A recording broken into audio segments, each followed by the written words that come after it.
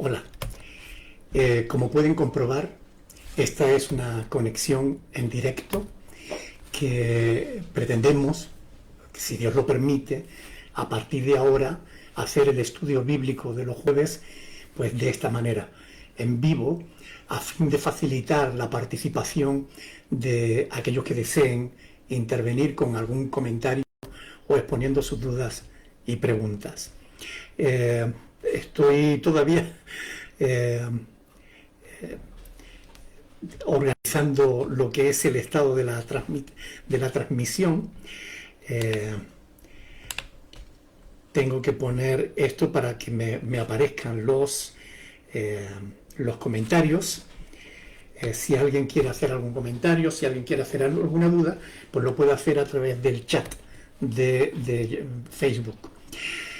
Aunque ahora estamos emitiendo en directo a través de Facebook, después colgaremos el vídeo en YouTube para que de esa manera quede en nuestra biblioteca, como siempre, para que los que no lo hayan podido ver en directo puedan verlo grabado. Solo aclarar que a mí no me gusta esperar a nadie, es decir, son las 8 y yo comienzo. No voy a estar saludando a nadie porque si me pongo a saludar a uno y a otro conforme se vayan añadiendo, pues no vamos a tener tiempo de hacer el estudio. Solamente voy a leer los comentarios o las preguntas que envíen siempre que estén relacionadas con el tema que estamos tratando. Cualquier otro tipo de comentario, aunque yo los pueda ir leyendo mientras que estoy haciendo la grabación, pues no lo responderé, sino simplemente responderé lo que tenga que ver con alguna duda o con alguna pregunta relacionada con el estudio. Así que comencemos, y comencemos como siempre orando al Señor. Yo quiero que me acompañen en oración.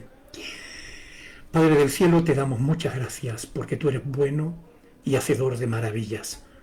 Solo tú eres Dios y nosotros te glorificamos precisamente, Señor, por tu grandeza, por tu majestad, por tu gracia, por tu misericordia, por tu bondad. Señor, gracias porque tú eres bueno. Gracias por permitirnos, Señor, poder usar estas plataformas para poder estar en contacto unos con otros, poder estrechar lazos y que esto de la pandemia no nos acabe separando a unos de otros, sino que podamos tener más acercamiento. Permítenos, Señor, que este sea un estudio que sirva para edificar nuestras vidas, para fortalecer nuestra fe. Pues te lo pedimos en el nombre de nuestro Señor Jesucristo. Amén. Bien, hermanos, el estudio de hoy tiene que ver con la epístola del apóstol Pablo, que es lo que estamos estudiando. Estamos en el capítulo 10 y hoy nos corresponde los versículos del 12 al 13. Romanos capítulo 10 del 12 al 13. Bien, pues vamos a leer este pasaje que dice lo siguiente. Porque no hay diferencia entre judío y griego, pues el mismo que es Señor de todos es rico para con todos los que le invocan, porque todo aquel que invocare el nombre del Señor será salvo. Bueno, una vez más, la palabra con la que empieza el verso está uniendo lo que va a decir con lo que estaba diciendo, es decir, va a explicar el versículo anterior, ¿no? Es decir, el versículo 11 que dice que la Escritura dice, todo aquel que en él creyere no será avergonzado. En cuanto a dónde dice esto la Escritura, ya lo vimos anteriormente, así que ahora seguimos con el verso 12. Hermanos, Pablo podría decirlo más alto, pero desde luego no más claro. La salvación no era solo para el pueblo de Israel. Los judíos no eran especiales. No hay diferencia entre un judío y un gentil. No hay ninguna diferencia. Hay gente que, como los judíos, se creen especiales por algún motivo. como si pertenecieran a una élite escogida, y por esa razón, pues, de alguna manera menosprecian a los demás, a los que no forman parte de ese grupo escogido. Mire, déjenme decirlo claro, no perteneces a ninguna élite. Tú no eres especial. Yo no soy especial. Nadie es especial. Solo Cristo es especial. ¿Lo entendieron? Todos nosotros somos iguales. Todos descendemos de los mismos padres, porque de una sangre, dice las Sagradas Escrituras, hizo Dios todos los linajes de la tierra. Hechos 17, versículo 26. En este sentido, como humanos que descendemos de Adán y Eva, todos somos hermanos, porque tenemos unos mismos padres. Ahora, en el sentido espiritual, no. En el sentido espiritual, solo somos hermanos en la fe, aquellos que tienen a Dios como al Creador como Padre y a Cristo como su Salvador personal por medio de la fe en Jesucristo. Pero aún así, como voy a explicar, hermanos, no hay diferencia. No eres especial por ser blanco o europeo. El que es negro y africano es igual que tú y tú igual que él. Ni tan siquiera eres especial por ser cristiano. Escucha bien estas cosas. Eres exactamente igual que un incrédulo. Y el incrédulo es exactamente igual que tú. Pues está escrito en Romanos capítulo 3, versículo 9, que ya lo estudiamos, que tanto judíos como gentiles, todos están bajo pecado. No hay nada en nosotros que nos haga especiales. La única diferencia es que Dios ha querido tener misericordia del que Él quiere tener misericordia. Y en su soberana voluntad, Dios ha querido tenerla de aquellos que creyeran en Jesucristo su Hijo. Él nos hace especiales, no que seamos especiales, sino que Dios nos considera especiales, que es distinto. Quienes te dicen que tú eres especial, que vales mucho, sencillamente te están engañando. No hay nada en ti que valga nada.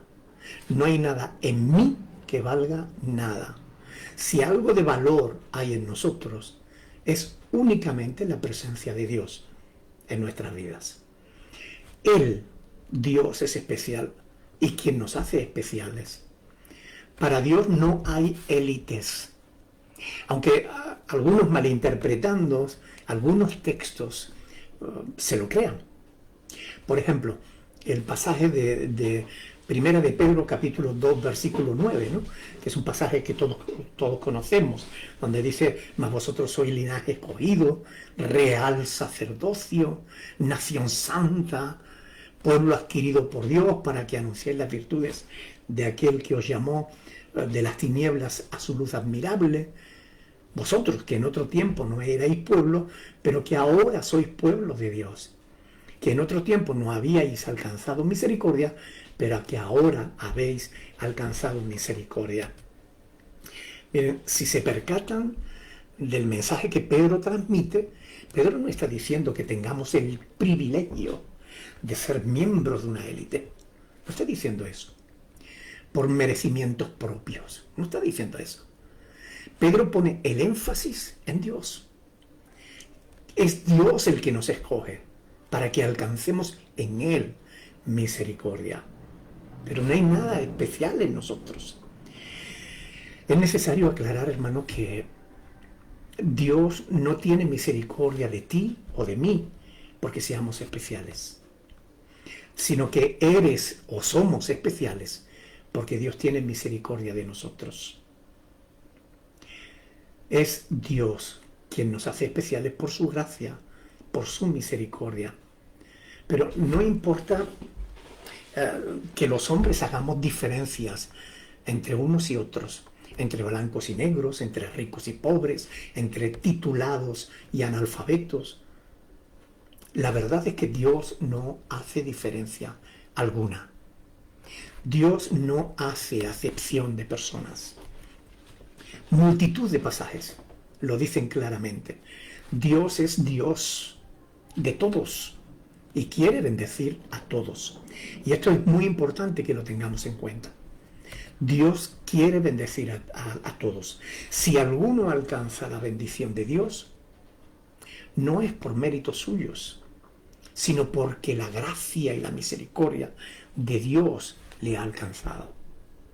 No por pertenecer a la élite vaticana, o a la élite evangélica, o calvinista, o arminiana, solo por la gracia de Dios. Pablo está diciendo aquí que no es cierto que Dios quiera salvar solo a los judíos. Esto es lo que Pablo les está diciendo a los judíos. No es cierto que Dios quiera salvar solo a los judíos, ni a un grupo o élite escogido arbitrariamente por Dios. La Biblia afirma categóricamente que Dios quiere salvar a todo el mundo, porque está escrito. Porque no envió Dios a su Hijo al mundo para condenar al mundo, sino para que el mundo sea salvo por él. Juan 3:17.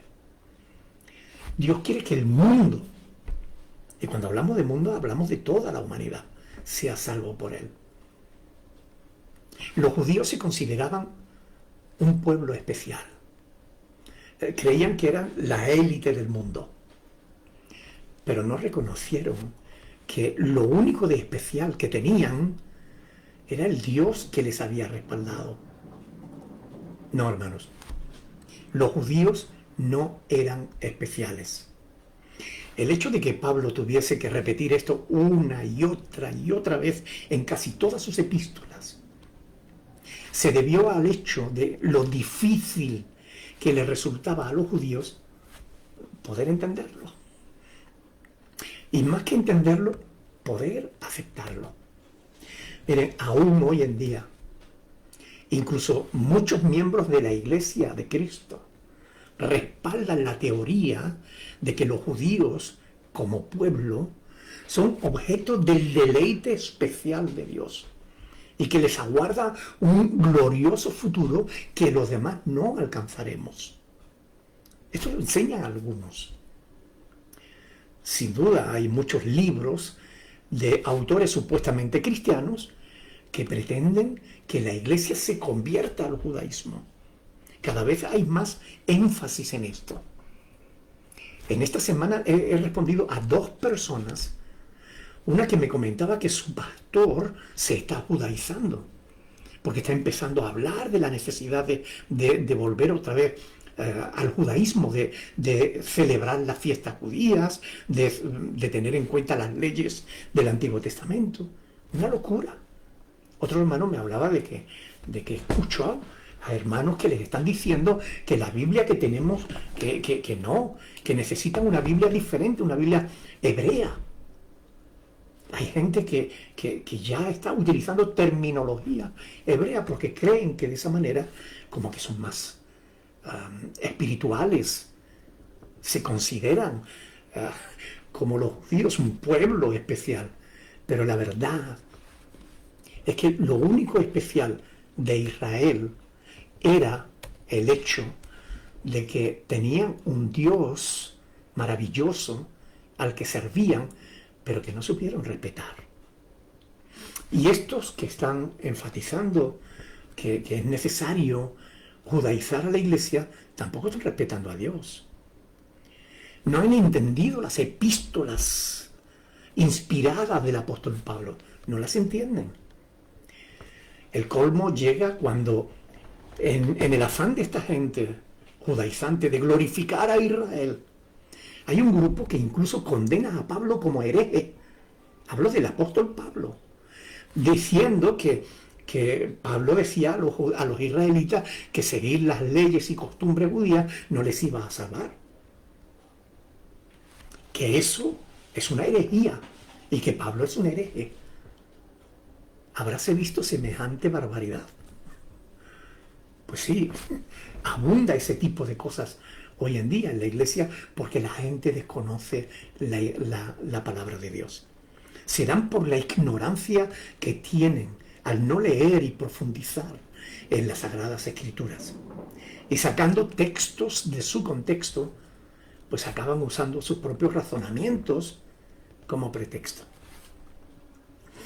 Actualmente, hermanos, se ofrecen Biblias reinterpretadas y comentadas por incluso falsos rabinos judíos que ofrecen libros, cursos y otros recursos para alcanzar un conocimiento hebreo de la Biblia, como si los que no somos hebreos no pudiéramos entenderla, como si la iglesia hubiera estado 2000 años muerta y ahora por obra y gracia de estos judaizantes la resucitaran con sus hebraísmos.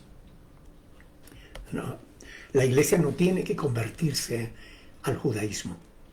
Son los judíos los que tienen que convertirse en la iglesia por medio de la fe en Cristo. Pablo lo tenía muy claro.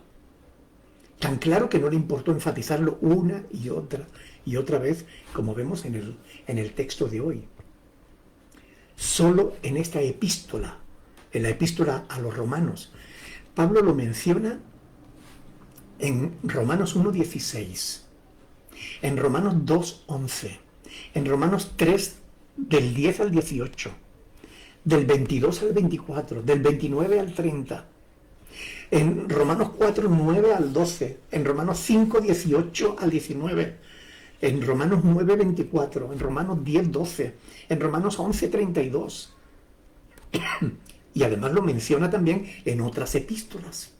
Primera de Corintios 7, 19, Gálatas 3, 9 y 29, Gálatas 5, 6, 6, 15, Efesios 2, del 14 al 18, Colosenses 3, 11, etcétera, etcétera, etcétera. Y yo le pregunto, hermano, Pablo mencionaría esto, que Dios no quiere salvar solo a los judíos, sino a judíos y gentiles, porque no hay diferencia entre unos y otros. Pablo lo mencionaría tanto si realmente no fuera importante. Hermano, no tienes que dejar de llamar a Jesús, al Hijo de Dios, no tienes que dejar de llamarlo Jesús y comenzar a llamarlo ahora pues Yeshua HaMashiach. No. Ni tienes que dejar de llamar a Dios Señor o Jehová y comenzar a llamarle ahora Elohim o Adonai o el Eterno. No. Ni tienes que dejar de llamar Espíritu Santo al Espíritu de Dios y comenzar a llamarlo Ruach HaKodesh. Ruach HaKodesh. No. Mira, hermano, esto es una Biblia que está traducida al castellano. Y no tenemos por qué dejar hebraísmos sin traducir. Si tenemos en la Biblia el nombre del Señor, como Jesús, llamémosle Jesús. Si quieren, en nuestra página web tienen un estudio sobre los nombres de Dios. Es muy interesante. Lo pueden descargar como todos nuestros recursos de manera gratuita, solamente entrando en nuestra web y descargándolo en formato PDF para que puedan estudiarlo y ver a la luz de las Escrituras que todos los nombres que la Biblia nos revela son nombres de Dios y todos son importantes y todos son útiles y no tenemos por qué dejar algunos nombres sin traducir, porque en realidad algunos nombres no son nombres. Por ejemplo, Jesús no es un nombre, es la definición de una función que realiza Cristo, porque Jesús significa Salvador. Cristo es Salvador. Por tanto, le podemos llamar Jesús porque Jesús salva. Dicen, es que los nombres no se traducen. Da igual. Cuando llamamos a Cristo, Cristo le estamos llamando el ungido, el Mesías en hebreo. O podemos llamarle ungido, o podemos llamarlo Cristo, o podemos llamarlo Jesús. y no hay problema.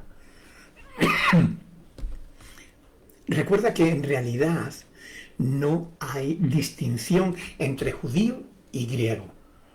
Y algo muy claro, esto es muy claro, por la razón que el apóstol expresa en las siguientes palabras. Como dice ahí en el versículo, pues el mismo que es Señor de todos, es rico para con todos los que le invocan. Esto es muy importante tenerlo en cuenta, mis hermanos. Romanos capítulo 10, versículo 12. Porque no hay diferencia. Porque entre judío y griego, pues el mismo que es Señor de todos, es rico para con todos los que le invocan. Y esto mismo es lo que ya dijo Pablo en Romanos 3, del 28 al 30. Romanos 3 del 28 al 30. Y dice que concluimos pues que el hombre no es justificado o sea, que el hombre es justificado por fe sin las obras de la ley. Ahora, pregunta el apóstol, ¿es Dios solamente Dios de los judíos? Y Pablo sigue preguntando, ¿no es también Dios de los gentiles?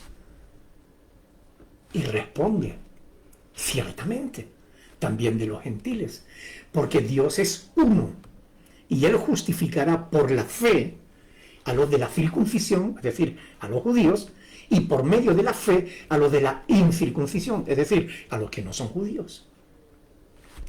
Hermanos, todo el que desee salvarse deberá hacerlo por medio de la fe en Jesucristo. No hay, como él mismo dijo, otro camino por el cual podamos llegar al Padre. Jesús lo dijo, ustedes lo conocen.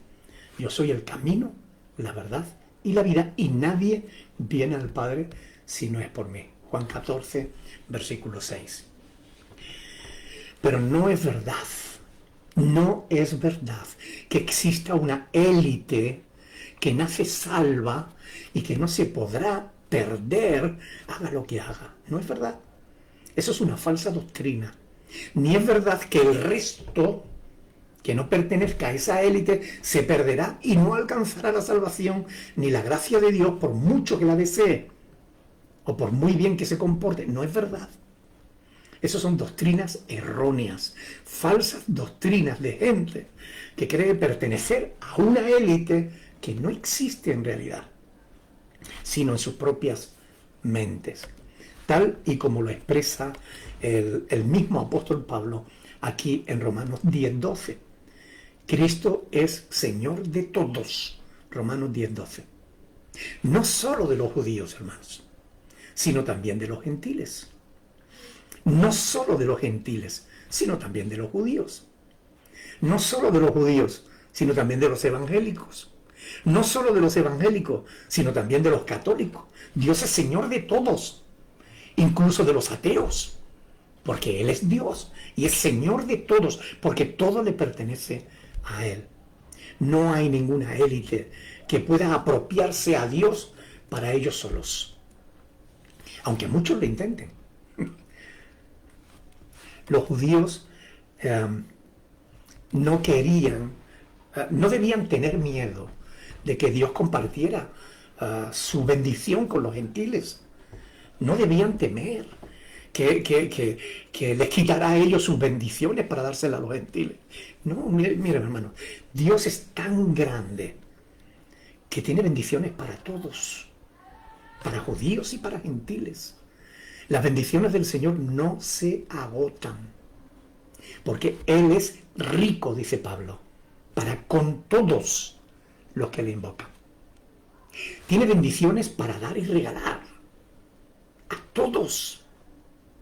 Sus bendiciones no tienen límite, jamás se agotan. Por mucho que bendiga a unos, siempre podrá seguir bendiciendo también a los demás.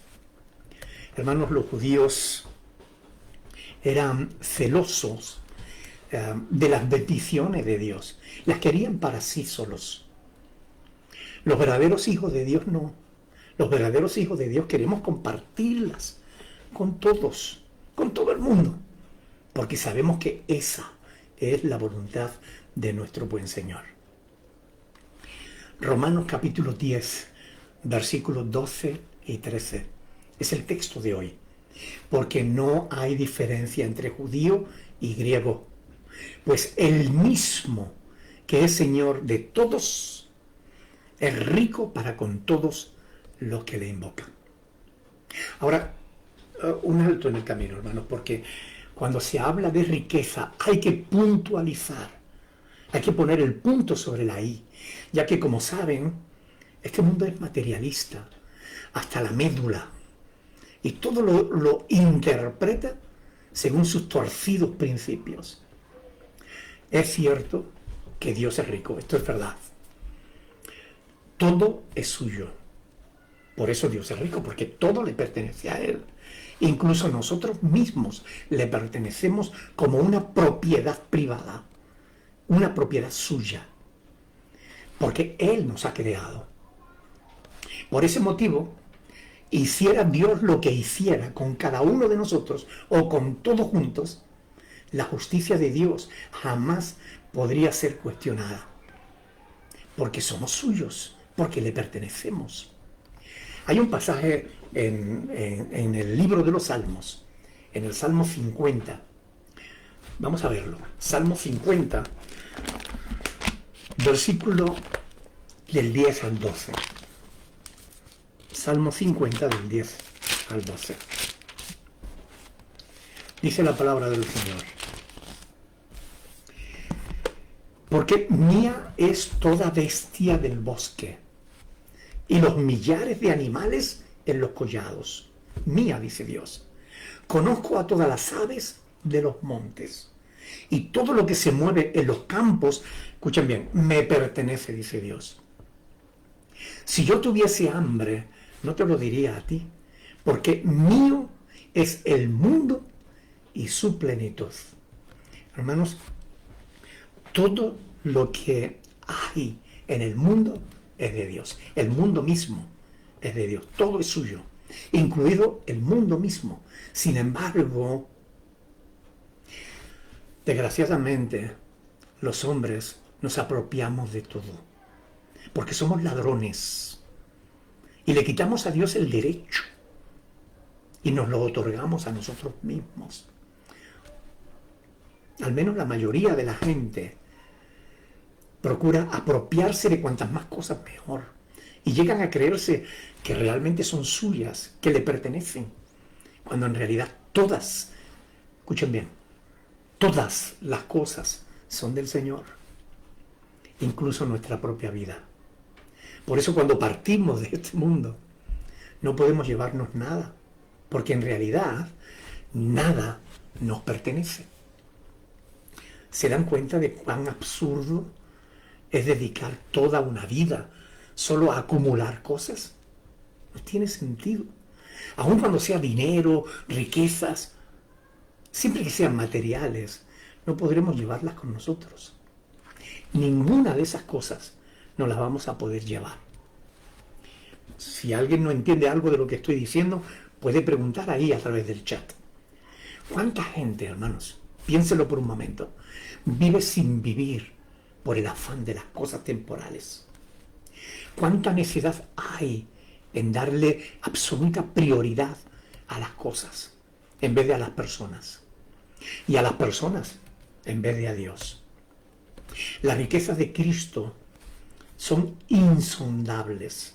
Es una palabra que significa, bueno, lo podemos leer en Efesios capítulo 3, versículo 8. Ahí está escrito que dice, a mí, que soy menos que el más pequeño de todos los santos, dice Pablo, me fue revelada esta gracia de anunciar entre los gentiles el evangelio de las inescrutables riquezas de Cristo. Inescrutables, insondables. ¿Saben lo que eso significa? Quiere decir que nadie puede auditar las riquezas de Cristo. Nadie puede hacer un balance y calcular el valor de sus riquezas, porque excede todo aquello que nosotros podamos imaginar. No hay contable en el mundo capaz de semejante tarea, porque todo es suyo. Apocalipsis, capítulo 5, versículos 11 al 13. Quiero que vengan conmigo y me acompañen en el estudio de la Biblia, para que no crean que lo que les estoy diciendo es de mi propio corazón. Yo predico siempre con fundamento bíblico. Escúchenme, en Apocalipsis, capítulo 5, versículo 11 al 13. Apocalipsis 5, del 11 al 13. Y miré y oí la voz de muchos ángeles alrededor del trono, y de los seres vivientes, y de los ancianos. Y su número era millones de millones, que decían a gran voz, presten atención, versículo 12, que decía a gran voz, el cordero que fue inmolado es digno de tomar el poder, subraya, las riquezas, la sabiduría, la fortaleza, la honra, la gloria y la alabanza. Y a todo lo creado que está en el cielo y sobre la tierra y debajo de la tierra y en el mar, y a todas las cosas que en ellos hay, oí decir al que está sentado en el trono y al Cordero, sea la alabanza, la honra, la gloria y el poder por los siglos de los siglos. Hermano, el Cordero que fue inmolado es digno de tomar el poder y las riquezas. Él es digno de tomarlo todo, porque todo es suyo y todo le pertenece. El Señor no es solamente inmensamente rico, sino que también quiere compartir sus riquezas con nosotros. Sí, esto es verdad. Lo dice en Efesios capítulo 2, versículos del 6 al 7. Presten atención. Efesios 2, del 6 al 7. Dice lo siguiente. Y juntamente con Él nos resucitó y asimismo nos hizo sentar en los lugares celestiales con Cristo Jesús, para mostrar en los siglos venideros las abundantes riquezas de su gracia en su bondad para con nosotros en Cristo Jesús. Las abundantes riquezas de su gracia. Lo va a mostrar en los siglos venideros, hermano. Pero aquí hay que hacer un alto en el camino, detenerse y hacer una oportuna aclaración. Algunos, malinterpretando pasajes como este, pretenden enseñar que Dios quiere hacernos ricos económicamente hablando. Y no se trata de eso, hermanos. No se dejen engañar. Esa gente no está entendiendo que Pablo está hablando de riquezas espirituales. Riquezas de su gracia. Pues como sigue diciendo, porque por gracia sois salvos por medio de la fe, y esto no es de vosotros, pues es don de Dios. La salvación, hermano, que recibimos por medio de fe, de la fe, es un don que Dios nos otorga, porque todo es suyo. Como pueden apreciar, el apóstol Pablo estaba hablando de la inmensa gracia de Dios para la salvación del alma. No está hablando de la riqueza de Cristo económica. No. Es cierto que Dios dice en Ageo 2:8, mía es la plata y mío es el oro. ¿Ok? Es verdad. Dice Jehová de los ejércitos, mía es la plata y mío es el oro. Y esto es verdad absolutamente. Porque Dios es dueño de todo, hemos dicho, de todo el mundo, de todo lo creado. El oro y la plata existen porque Dios lo creó y todo le pertenece a Él. Pero ahí no dice que sea nuestro. Dice que es suyo. Cuando el apóstol Pablo habla de las riquezas del Señor, está hablando de riquezas espirituales. Pues dice, presten atención, porque no hay diferencia entre judío y griego, pues el mismo que es Señor de todos es rico para con todos los que le invocan, porque, ahora va a explicar eso de que es rico para con todos los que le invocan, porque todo aquel que invocare el nombre del Señor, ¿será que rico económicamente hablando? No, será salvo.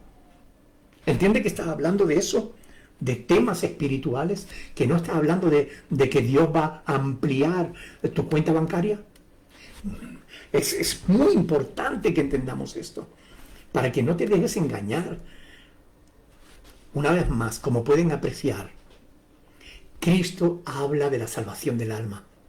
Cristo no habla a través de Pablo de saldar tus deudas. No, hermano.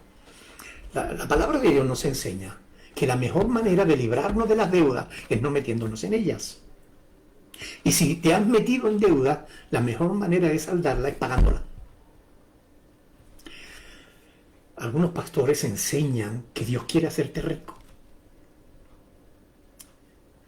económicamente hablando. Si tú eres miembro de una de esas congregaciones, yo tengo una palabra de Dios para tu vida y quiero compartirla contigo en 1 de Timoteo, capítulo 6. Si tú crees que Dios quiere hacerte rico económicamente, quiero que leas conmigo esto. 1 de Timoteo, capítulo 6, versículo del 7 al 10. Dice, porque nada hemos traído a este mundo. Esto es verdad. Y sin duda nada podremos sacar. Y esto también es verdad. Así que, escuchen bien, teniendo sustento y abrigo, estemos contentos con esto. Porque, y aquí la explicación del texto, porque los que quieren enriquecerse caen en tentación y lazo y en muchas codicias necias y dañosas que hunden a los hombres en destrucción y perdición, es decir, condenación. Porque raíz de todos los males es el amor al dinero, el cual, codiciando a algunos, se extraviaron de la fe y fueron traspasados de muchos dolores. Esto es verdad, hermano. Y lo estamos viendo en muchas congregaciones que se están desviando de la verdad, codiciando el dinero. De modo que no te afanes en la búsqueda de riquezas materiales, aunque eso no quiere decir que tampoco debas trabajar. Claro que hay que trabajar. O que tengas que renunciar a procurar mejorar tu situación. No, inténtalo si puedes. Me refiero a que te asegures de no acabar amando el dinero, porque el amor al dinero es raíz de todos los males. Hermanos míos, la escritura no es complicada. No es complicada de entender. Somos nosotros los seres humanos los que la complicamos, intentando explicar lo que ya está explicado en las Sagradas Escrituras. Nosotros no tenemos más sabiduría que Dios. Si no nos conformamos con la palabra de Dios, si recurrimos a libros humanos para entender lo que Dios dice, acabaremos más lejos de la verdad y no más cerca. No busques, hermanos, una iglesia en la que te digan lo que tú quieras oír. No busques una iglesia que fomente tu ambición y tu codicia. Esas no son la iglesia de Cristo. En la iglesia de Dios, la ambición y la codicia no son virtudes, son pecados de los que hay que huir. Y esto es importante que lo entendamos. Busca una iglesia en la que te digan la verdad, aunque te confronte y no te guste. Porque la verdad, aunque duela, siempre será mejor que la mentira, ya que la verdad te salva, pero la mentira, aunque te guste y te suene bonito, te condenará por la eternidad. Pablo es claro: Dios salvará a todos los que le invocan, porque todo aquel que invocare el nombre del Señor será salvo. La salvación no es solo para unos pocos, sino para todos los que la deseen. Pero si quieren alcanzarla, deben creer e invocar a Dios. Pues nadie invocará a un Dios en el cual no creen. O sea, primero deben creer y después deben confesar con su boca su fe. Así que el único requisito imprescindible que Dios exige para otorgar la salvación es la fe, hermanos. Y no solo a los judíos, también a los gentiles. No el haber nacido judío, no el hacerse prosélito judaizante, no. Pues la Escritura dice: todo aquel que en él creyere no será avergonzado, porque no hay diferencia entre judío y griego. Pues el mismo que es Señor de todos, es rico para con todos los que le invocan. Porque todo aquel que invocar el nombre del Señor será salvo. Este es el requisito imprescindible, sin el cual nadie será salvo de sus pecados. Por tanto, condenado al infierno de fuego. Porque sin fe es imposible agradar a Dios, como está escrito en Hebreos 11:6. Me están preguntando que qué textos leí de Timoteo. Primera de Timoteo, capítulo 6, versículos del 7 al 10. Primera de Timoteo, capítulo 6, del 7 al 10. Si alguien tiene alguna pregunta, antes de que terminemos, ahora es la ocasión. Lo han podido hacer también a lo largo de la exposición, pero si a alguien le queda alguna duda, por favor, haga la pregunta para que podamos responderla con la ayuda del Señor. Mientras, quiero decirles, hermanos, que algunos me han pedido que invite a aquellos que siguen nuestras publicaciones en internet, nuestros vídeos en YouTube y demás, pero que no tienen dónde congregarse, pues que se pongan de acuerdo unos con otros, que se pongan en contacto unos con otros a fin de ver la posibilidad de organizarse, de congregarse como grupo, al menos aquellos que vivan más cerca unos de otros, ¿no? Porque a veces las ciudades son grandes. Por ejemplo, tenemos un grupo en Colombia, en Sogamoso, o algunos hermanos en Bogotá. Pero claro, de Bogotá a Sogamoso hay mucha distancia y no siempre los hermanos se pueden reunir, pero los de Sogamoso se pueden reunir y los de Bogotá se pueden reunir. Incluso Bogotá es muy grande, los de Bogotá norte no es lo mismo que Bogotá sur o oeste y oeste, ¿no? Ponerse de acuerdo. No sé cómo pueden hacerlo. Sinceramente es complicado poner en contacto a todos, ¿no? Pero quizás aquellos que estén interesados pues pueden escribirnos a info@iglesia-berea.com, info@iglesia-medioberea.com, y bueno, pues nosotros, si nos dan sus datos, nosotros lo mantendremos oculto, pero lo compartiremos solamente con aquellos hermanos que estén buscando a un grupo cerca de tu dirección. Pero claro, nos aseguraremos primero de que sean creyentes los que piden esos datos, porque no se los vamos a dar a cualquiera. Dicho eso, no sé si alguien tiene alguna... me preguntan por qué se le llama Cordero a Jesús. Bueno, esto es muy interesante porque, como ustedes saben, cuando en Juan capítulo 1, versículo 29, cuando Juan el Bautista vio pasar a Cristo, dijo: he ahí el Cordero de Dios que quita el pecado del mundo. ¿Por qué se le llama Cordero a Cristo? También en el Apocalipsis, el Cordero está sentado en el trono. Bueno, porque ustedes saben que Dios estableció el sacrificio de un cordero inocente como medio a través del cual el judío podía verse librado de sus pecados. Es decir, el judío que pecaba podía tomar un cordero de un año sin defecto, llevarlo al sacerdote, y el animal inocente pagaba con su vida la culpa del judío que había pecado. Esto era un tipo, es decir, un ejemplo de lo que Dios iba a hacer con Cristo. Cristo es el Cordero de Dios que quita el pecado del mundo. Con un solo sacrificio, con el sacrificio de su propia vida, Cristo nos limpió de todos nuestros pecados. Ya no tenemos necesidad de llevar un cordero al sacerdote para que lo sacrifique por nuestros pecados, porque ya Cristo, el Cordero de Dios, dio su vida por nosotros para que nuestros pecados sean perdonados.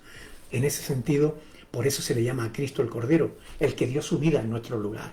El inocente, el justo, pagó por nosotros los injustos.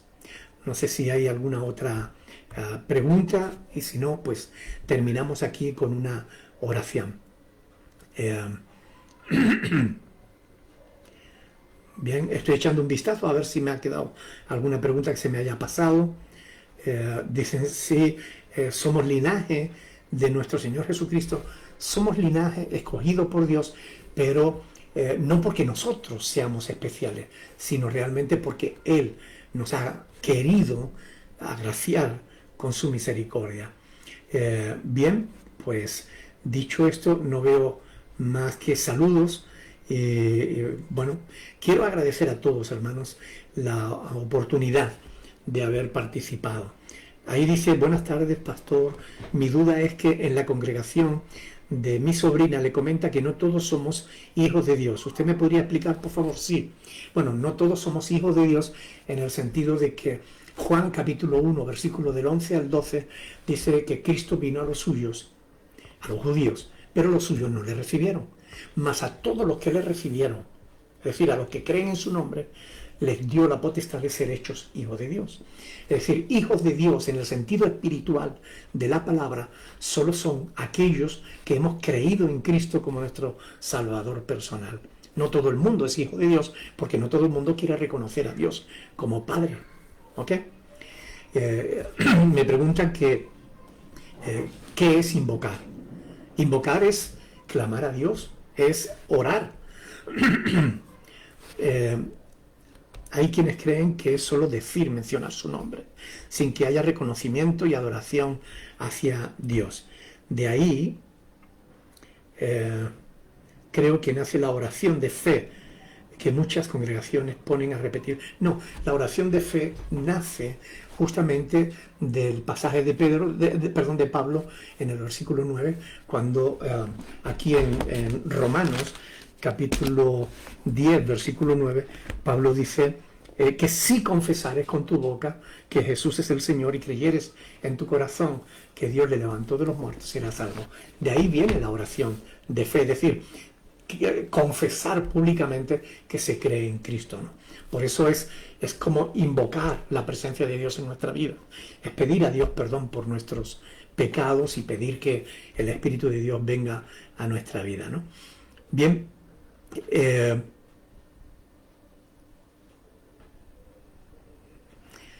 pues hasta aquí el estudio de hoy, hermano. Seguiremos, si Dios lo permite, jueves tras jueves, teniendo el estudio de la palabra. Ahora hagamos una oración. Vamos a darle gracias al Señor porque Él nos ha permitido hablar con Dios. Es lo mismo que orar con Él. Sí, hablar es orar y orar es hablar. En este caso, hablar con Dios. Hagamos una oración. Hablemos con Dios. Padre del cielo, te doy gracias por la oportunidad que me das de poder compartir este tiempo de estudio con mis hermanos. Quiero rogarte, Señor, que tú bendigas a todos y cada una de las personas que ven estos vídeos, que estés con ellos, que abra sus mentes, sus corazones a la luz de tu palabra, que nos des entendimiento para comprenderla y, Señor, que hagas posible que tu palabra cambie nuestra forma de ser, nuestra forma de vivir, de modo que podamos glorificarte en todo. Te lo rogamos en el nombre de Jesucristo, para tu gloria y para tu honra. Amén. Bien, podría citar algunos versículos que sacan de contexto para promover la doctrina de la prosperidad. Eso en nuestra página web tienen un estudio titulado La mayordomía de la iglesia. Ahí tienen todo un estudio que habla sobre el dinero en la iglesia. Por tanto, pueden verlo. Descárguenlo en formato PDF y ahí tendrán respondida a sus preguntas, ¿no? Gracias a vosotros que nos seguís a través de estos medios y solamente decirle que Dios les bendiga a todos mis hermanos. Un abrazo, hasta el próximo día.